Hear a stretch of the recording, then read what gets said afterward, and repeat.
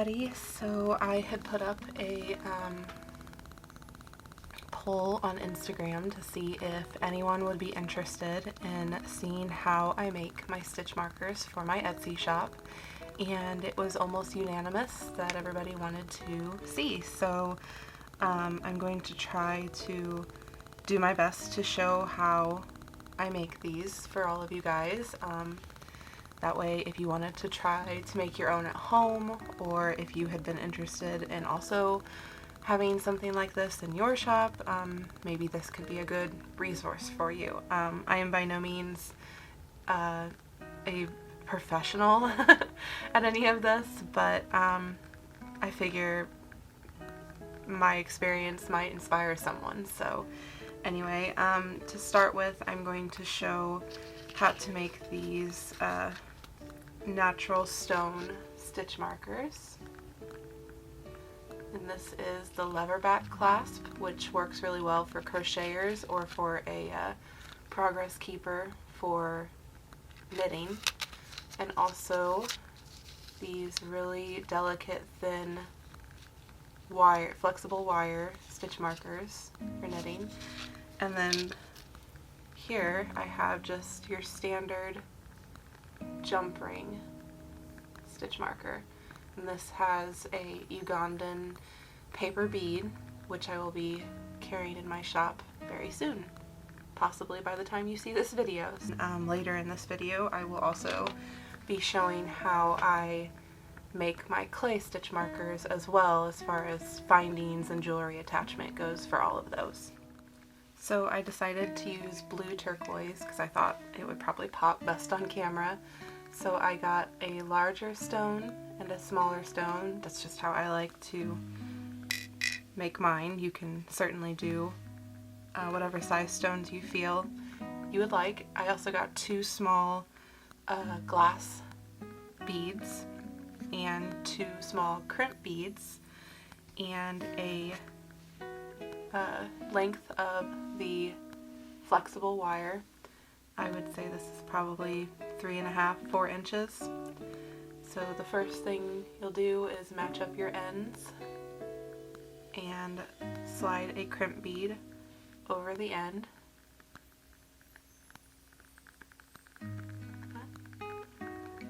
And go down as far as you would like, as far as so it fits the size needle that you have. So right here I have a size 8 needle, and as you can see, it goes very comfortably over that.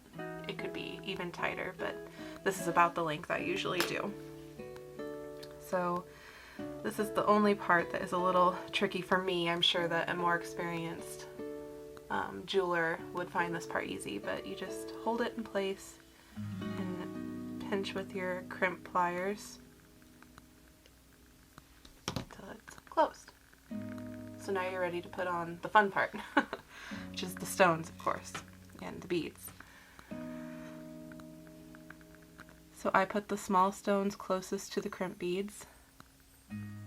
Not that I think that the stones would have slid off. It's just, it adds a little extra sparkle too.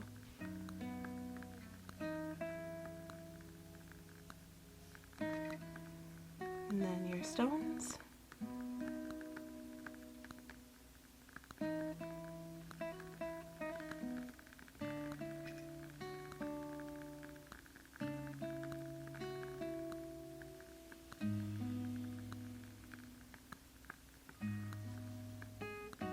And then you'll finish it with another glass bead and then another crimp bead.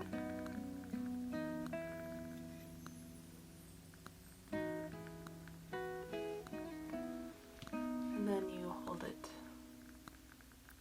as close together as you can get them to stay using gravity and pinch them shut. So it's really secure now. And then I use scissors, but you can also use wire cutters. Trim the end off. So there's the first type. Pretty easy and beautiful. Okay, so for this type of stitch marker, you will need a different set of pliers, just very well used, in my case, jewelry pliers, needle nose, and flat. And it's handy that these pliers have a wire cutter in the center. We will use that, but you can also just buy wire cutters separate. And you'll need a jump ring of your choice. I have a couple decorative closed rings here, a hexagon and a twist. This one's gold and brass. You can also use a jump ring that isn't soldered closed, and these are very thick. I believe they're 16 or 18 gauge, very thick wire, so you would just snap it shut after you've made your stitch marker, and it won't open back up because it's so thick. Like, you can't move it by hand. So that's what I actually use on all my clay, and these I tend to use on my stone and earth tone notions. So for the purposes of this stitch marker, I'll be using the twist because I think it's pretty. You'll also need, rather than the wire this time, we're going to use a head pin, which has a flat end, or you can get a ball end. There's different types, they're more decorative. Yeah, so, and all you'll do, I'm going to straighten it a little bit, is slide your beads down it. This one's a little bit simpler to do. Just depends on what effect you want for your piece. I'm using Howlite, in case you were wondering. And then another bead. So there's how that looks. And then you're going to bend this straight to the side and snip off a good length. This is the part I always struggle with. I never know for sure if I've gone too close. That looks pretty good though, which is handy since I'm recording. And then I start with the widest part down here, so I don't get too fast of a curl going, and just curl around. And take it back again a little bit. And take the narrower part of the needles, curl down. See, got a little eye pin now. And then I'm going to take a 6mm jump ring. You can use smaller if you want, or bigger. This is just one of my favorite sizes to use. And open that, slide it on, slide on your closed ring, and then make sure, so your yarn doesn't get through, make sure that it's perfectly closed, there's no gap or anything. So yeah. There's the Howlite, the twisted ring. And these are the same steps that you would follow to attach a leverback clasp if you wanted something, or a lobster clasp that opened, if you wanted a charm or a crochet stitch marker instead. This is how you would do it. You would follow all of the steps to make this, but rather than adding your jump ring, you would add the clasp.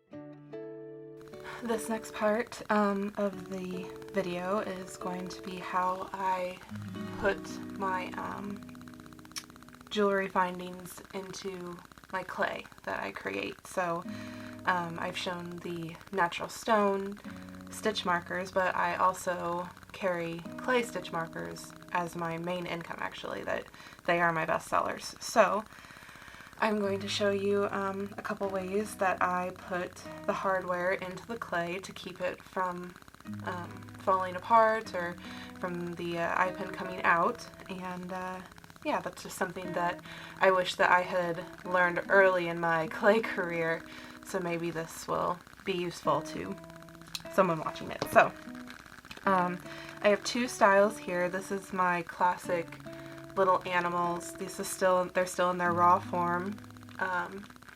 My little Arctic polar bears that came out this year. And over here I have just two really simple clay coins that I'm going to show you how I stamp and turn into one of my earth tone notions. So the two ways to attach hardware are through, again, headpins and eyepins. And I use them for, like, most of my charms probably have eyepins, but occasionally a design will benefit from a headpin having the spike go all the way through the charm for extra security. So the way I do my eyepins, I have my wire cutters and I bend this part into a sharp L. And then I clip off the excess. Ooh, and sometimes the barb goes flying. So then I push the L part down, like that, and then grab hold of the end. There you go. So now that curve is in his head, so it shouldn't come out unless it was pulled really, really hard enough to bend the metal or break the clay. So the other way to take care of this little guy is to put this pin all the way through him. So you would start at the bottom and push all the way up. This is why a straight pin is really important. That. And so then when you would bake it, you would bend it and twist it the same way we did with the howlite stones. So yeah. And this comes in handy too if you have a piece of clay that you're sculpting, process sculpting, and want to be able to hold it here and do more details without actually touching the clay or having to hold the clay with your hands. So then I'm going to do that again for these so you guys can just watch one more time.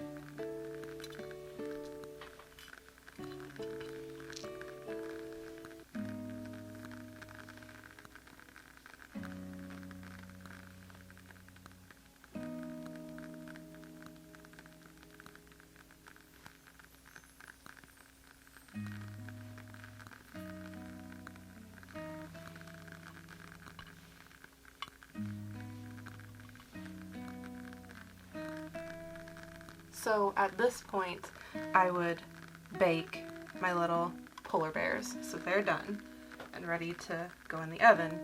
And then when they came out, I would paint, glaze, twist the metal part if necessary, the head pin, and he's ready for a lobster clasp or a stitch marker ring or a leverback clasp. For these discs, I'm going to show you how I do my stamped stitch markers. So what you need to do this is some permanent stamping ink. I'm using this brand. You could technically use just a pigment ink, a normal just paper ink, which is what I did the first time I made these. However, when you glaze them, that ink is going to start to run and try to bleed off. And you have to be really, really, really careful. Like really thin layers of glaze, and it's kind of a pain. So I recommend permanent ink, of course. So, and then some little stamps. These are the stamp I carry in my shop, and this stamp is from the same person who produces my stamps. She is Cupcake Tree Stamps on Etsy, and she is amazing. I definitely think you should check her out if you have not already. So we're going to start with the acorn. Just get your ink on there. Make sure I don't put my hand in it. And then press onto, and this clay is not baked. There you go. And then we'll do the sheep.